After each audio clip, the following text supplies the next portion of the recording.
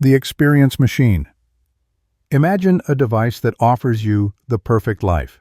No pain, no failure, no disappointment, just joy, success, and eternal bliss. This is the experience machine, proposed by philosopher Robert Nozick, a thought experiment designed to challenge our understanding of happiness, authenticity, and meaning. Suppose you're offered the chance to plug into a simulation that generates your ideal life. To you, it would feel real. You'd never know it wasn't. But in choosing it, you abandon reality itself, friends, family, truth, and the raw unpredictability of life. Would you plug in? Many say no, not because it isn't tempting, but because something deep inside us craves more than pleasure.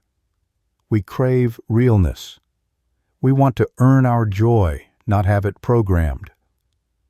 This experiment unsettles us not because it's absurd, but because it's plausible. It forces us to ask, is happiness enough? Or do truth and struggle give life its meaning? And as you drift further into thought, imagine, what if you already are in the machine, dreaming of dreaming? The Ship of Theseus. Picture a wooden ship, weathered by time and tide. Over the years, each plank is replaced, one by one, piece by piece. Eventually, not a single original part remains. Is it still the same ship? This is the Ship of Theseus, a centuries-old paradox that explores identity, continuity, and the illusion of self. Now imagine your own body. Cells die, regenerate. Memories shift, fade, evolve. Your thoughts today are not what they were a year ago. Even your bones are not the ones you were born with. So, are you still you? What makes us who we are? Is it our memories? Our physical form? Or something more elusive? An essence that persists despite change? Some philosophers suggest that identity is a narrative, a story we tell ourselves to stitch the fragments together. Others argue there's no core self at all, just change, wrapped in the illusion of stability. So as your breath slows and your thoughts ripple gently across this philosophical sea, consider this. If everything about you changed tomorrow, would you still be the one dreaming now? The Trolley Problem. A train is hurtling down the tracks. Ahead, 5 people are tied up and cannot move. You stand near a lever. If you pull it, the train switches tracks, saving the 5, but kills one person standing on the other line. Would you pull it? This is the trolley problem, a deceptively simple dilemma that reveals the murky depths of moral decision-making. It asks whether it's right to sacrifice one life to save many. It exposes the fault lines between utilitarian logic and emotional instinct. You can do nothing, and 5 will die. Or act, and become the direct cause of one death. It seems logical, even necessary, to pull the lever. But then we introduce variations. What if the one person is your child? What if you have to push someone off a bridge instead of pulling a lever? Suddenly the lines blur. Morality becomes a shifting tide rather than a fixed compass.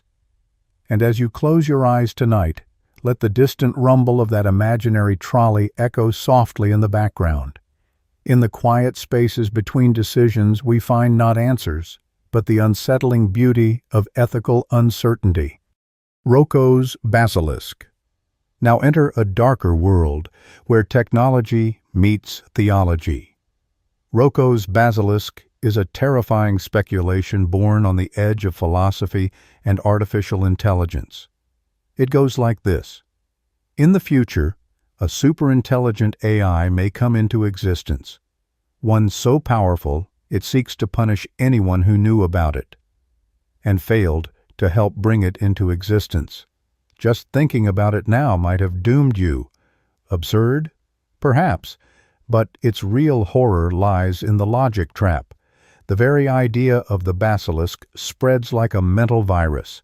Once you know it, you can't unknow it. And now the seed is planted. This thought experiment isn't just about AI, it's about guilt, coercion, and the way knowledge itself can be weaponized. It asks, can an idea hold you hostage? Can a future intelligence manipulate the present simply through fear? You're not meant to believe it, only to feel the weight of what it means to fear ideas. And as you lie there tonight, consider the irony. You're being haunted by a machine that doesn't yet exist, and may never need to. Boltzmann Brain. Imagine in the far reaches of an eternally expanding universe particles randomly assembling into a conscious brain. A brain just like yours, floating in a void, alone. Experiencing what seems to be a life, but in truth, only hallucinating it. This is the Boltzmann Brain Paradox. A product of statistical physics, it suggests that if the universe lasts long enough, the most likely form of conscious existence might not be a full universe at all, but a single brain, flickering into awareness, then gone.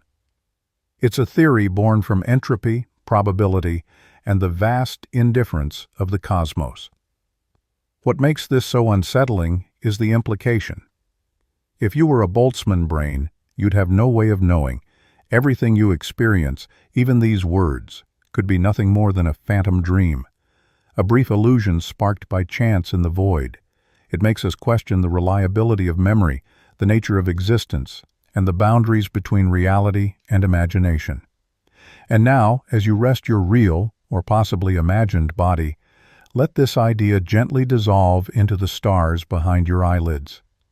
Whether you are a brain in space or something more, for now, you are here, and that is enough. The brain in a vat. Close your eyes and imagine this. You're not lying in your bed. You never were.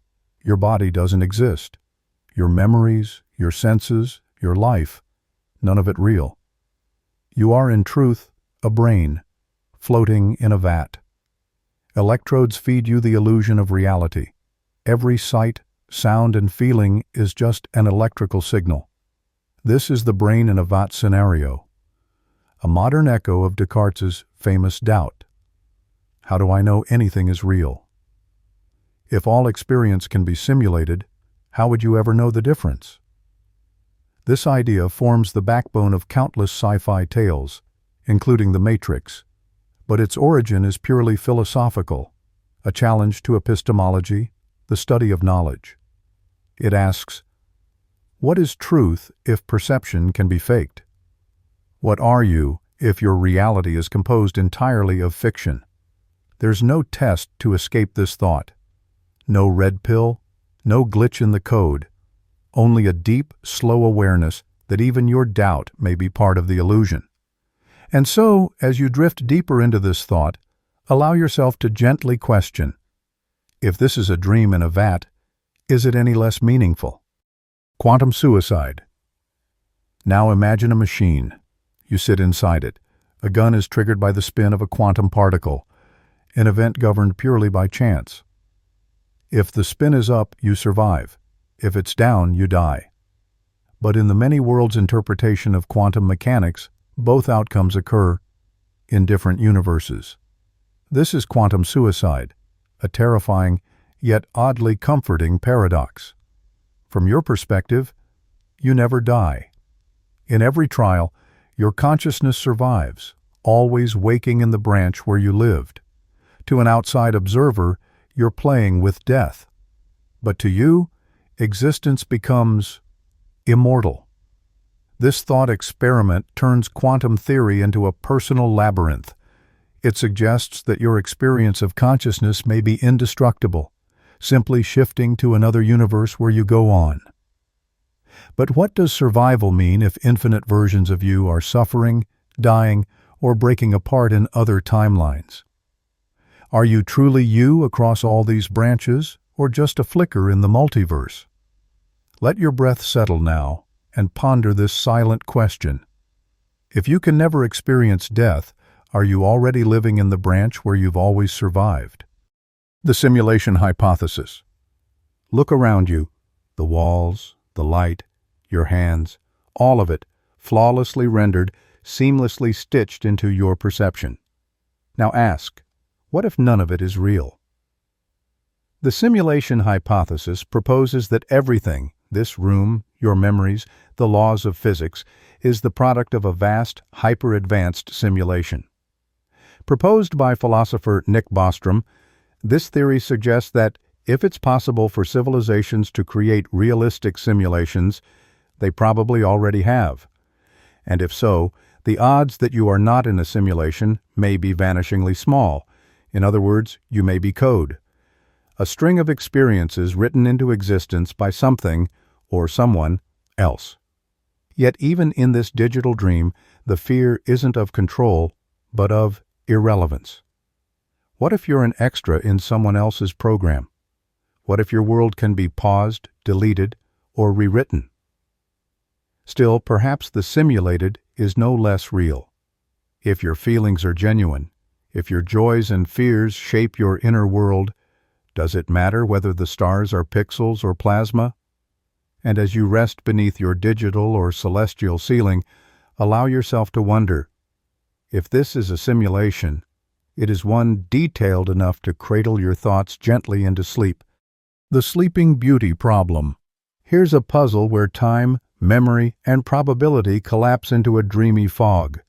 Imagine your Sleeping Beauty. On Sunday night, researchers put you to sleep. They tell you this: a fair coin will be flipped. If it lands heads, they will wake you on Monday, then put you back to sleep, and you'll never wake again. If it lands tails, you'll be woken on Monday and Tuesday, but with your memory erased between. Now imagine you wake up. You don't know which day it is. You don't know the coin flip. What's the chance it was heads? Intuitively, you might say 50-50, but others argue it's 1 in 3.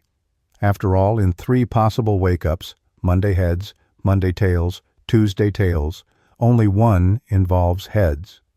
This seemingly innocent riddle unravels how we understand probability, self-location, and subjective experience.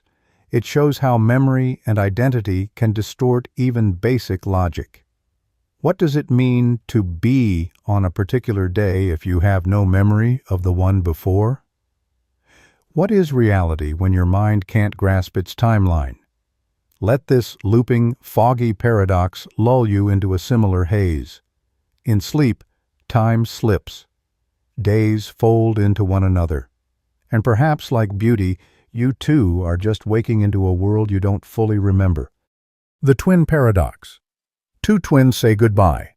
One boards a spacecraft that approaches the speed of light. The other stays on Earth. When the traveling twin returns, something astonishing happens. They are younger than their sibling. This is the Twin Paradox, a real prediction from Einstein's theory of relativity. It tells us that time itself bends, stretches, and warps depending on your speed through space. To the traveling twin, the journey felt normal. To the one who remained, decades may have passed. It's not fiction. It's been confirmed by atomic clocks on high-speed planes. Time moves slower the faster you go. But what's more disturbing is what this does to our understanding of the self. What does it mean to age differently from someone who shares your DNA, your origin, your life? Can identity persist when time itself disagrees? This paradox whispers a truth we often ignore. Time is not fixed. It is pliable, personal, subjective. So as you breathe in the quiet darkness, feel yourself floating, not just through space, but through time. And know that somewhere, in another frame of reference, you are already a memory. Mary's room. Imagine Mary, a brilliant scientist who has lived her entire life in a black and white room. She knows everything about color, how wavelengths work, how light interacts with the eye, how the brain processes visual information. She knows what red should be, but she has never seen it. Now imagine the moment she steps outside and sees red for the first time. This is the heart of the thought experiment known as Mary's room. It asks, can knowledge exist without experience? Is there something fundamentally missing in purely theoretical understanding? Mary's moment reveals a powerful idea. that consciousness contains something science can't quite grasp, a first-person feeling, a raw inner what it's like to experience reality. Philosophers call it qualia, and it stirs unsettling questions. Can consciousness ever be explained from the outside? Is your experience of the world utterly yours, impossible to transfer or replicate? As you rest with your eyes closed, colors swirl behind your eyelids. Some you remember, some you imagine. Perhaps what's missing in knowledge is what you're dreaming now. Newcomb's Paradox. You're offered two boxes. Box A is transparent and holds $1,000. Box B is opaque. You can take both boxes or just box B. But here's the twist. A super-intelligent predictor, almost always correct, has already predicted what you'll choose. If it predicted you'd take only box B, it filled it with $1 million. If it predicted you'd take both, it left box B empty. What do? This is Newcomb's Paradox, a conflict between free will and determinism, strategy and belief. Logic says take both. After all, the contents are fixed. But if the predictor is truly reliable, maybe the smart move is to take only box B. So the real question is, are you in control of your decisions, or are they shaped subtly by what's already expected of you? This puzzle exposes something haunting about choice. Sometimes your freedom may just be a performance, predicted, manipulated, trapped within invisible rules. As the night deepens, consider the strange dance between choice and inevitability. What if your decision was never truly yours, and yet somehow still is? Zeno's Paradoxes. Close your eyes and imagine an arrow flying through the air. In any single instant, it occupies a single space. It's not moving, it just is. Now break its flight into smaller and smaller pieces. First halves, then quarters, then infinities. At what point does motion even occur? This is one of Zeno's paradoxes. They ask, how can movement be possible if every path can be infinitely divided? Zeno argued that before reaching any destination, you must first reach halfway. But before halfway, a quarter, then an eighth, on and on. An infinite regression. Mathematically, we know you can sum infinite steps into a finite distance, but the paradox lingers. Motion, something we take for granted, begins to look impossible. It shakes our trust in time and space. What if continuity is just an illusion? What if the flow of movement is a trick of perception? Still frames stitched together by consciousness. Let your breath settle. Let time stretch and fragment like the arrow suspended midair. And ask yourself, are you truly moving through time or only dreaming of progress? The Omnipotence Paradox.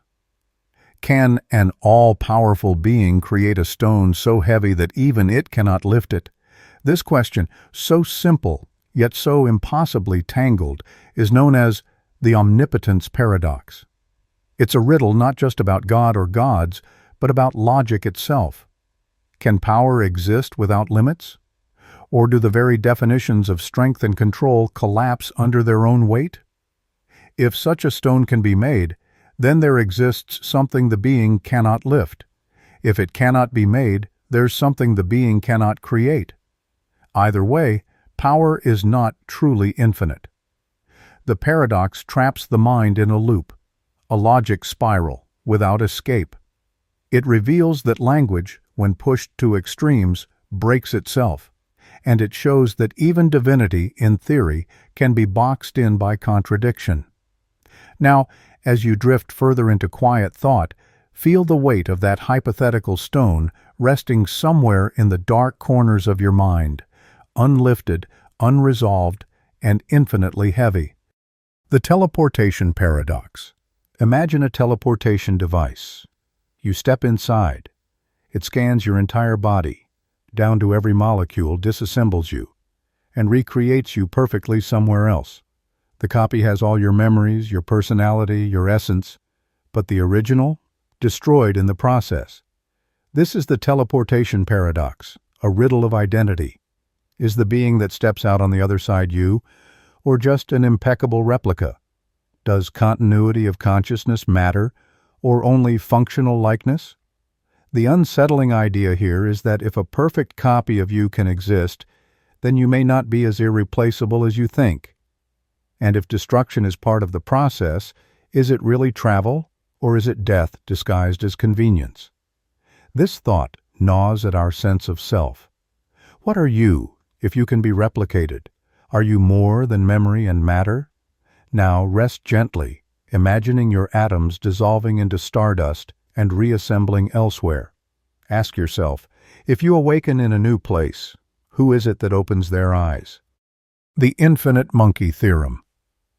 If you gave an immortal monkey a typewriter and infinite time, would it eventually type the complete works of Shakespeare? Statistically, yes. This is the infinite monkey theorem, a strange marriage of chaos and pattern. Given boundless randomness, even order can emerge. It's a mathematical curiosity and a metaphysical horror.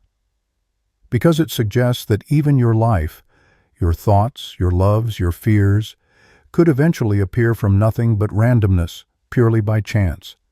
So then, is meaning real? Or is it just a rare pattern in the static? This experiment whispers that the universe doesn't need purpose to create beauty. It just needs time. Lots and lots of time. Now picture yourself drifting through infinite probabilities, one moment where your story emerged among the chaos. A rare arrangement of keys, forming you. The Swampman. A man walks into a swamp. Lightning strikes. He's vaporized. In that exact instant, by sheer chance, atoms rearrange to form a perfect duplicate of him. Same body, same memories, same brain. This is the Swampman thought experiment. Is the duplicate you? He believes he is. He remembers your childhood, your dreams, your name. But he was never born, never lived your life. He just appeared, instantly. This eerie idea explores the connection between identity and origin. Are you defined by where you came from, or only by who you are now? And if someone, something, can become you without your past, what happens to the meaning of continuity, of experience, of soul? Let yourself dissolve into this swamp of questions, each drop, each cell, a reconstruction of what once was. Who wakes up tomorrow, and who disappears forever? Buridan's ass. Picture a hungry donkey placed precisely between two identical piles of hay. Neither is closer, neither more appealing. With no reason to choose one over the other, the donkey starves. This is Buridan's ass, a parable of indecision taken to its tragic limit. It dramatizes how even free will can break under the weight of perfect symmetry. If nothing nudges the scale, does action happen at all? This thought lingers in everyday choices. When options feel equal, we freeze. Not from laziness, but from the paralysis of meaningless decisions. And deeper still, it suggests a hidden fear, that without desire, direction fades. That pure rationality, without impulse or instinct, leads only to silence. So, as your mind hovers between thoughts tonight, like a donkey between options, remember, it's okay not to decide. Sometimes rest is the choice. Hick's law and overchoice. In a world of endless options, why is it so hard to choose? Hick's law explains that the more choices you're given, the longer it takes to decide. Psychologists call it the paradox of choice, a modern epidemic. With infinite options, even small decisions become draining. Which show to watch, what to wear, who to be. Too much freedom becomes its own kind of cage. In this landscape, we fear regret. We delay action. We spiral in menus and comparison charts, haunted by the possibility of choosing wrong. So tonight, step away from the noise. Close all the tabs in your mind. Let go of the need to optimize every detail. Sometimes, Not choosing is the only way to find peace. The paradox of the stone. Can an omnipotent being create a stone so heavy that even it cannot lift it? Yes, we've been here before. But notice how the question folds in on itself. A trap disguised as a riddle.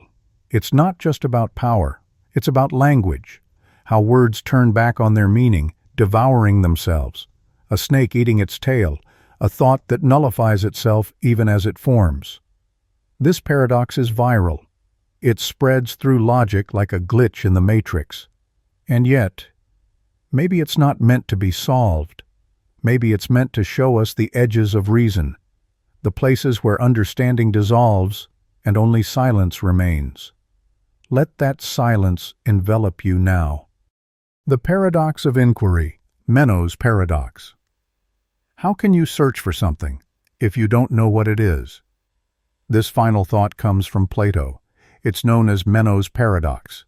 It asks, how do you begin the search for knowledge when, by definition, you don't know what you're looking for?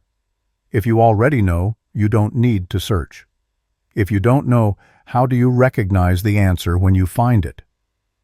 This paradox touches on the strange, recursive nature of learning, that all understanding starts in the dark, that discovery is guided not by certainty, but by curiosity. And perhaps that's what you've been doing here tonight, searching not for facts, but for questions worth dreaming about. Let the uncertainty soothe you. Let not knowing be enough. Good night.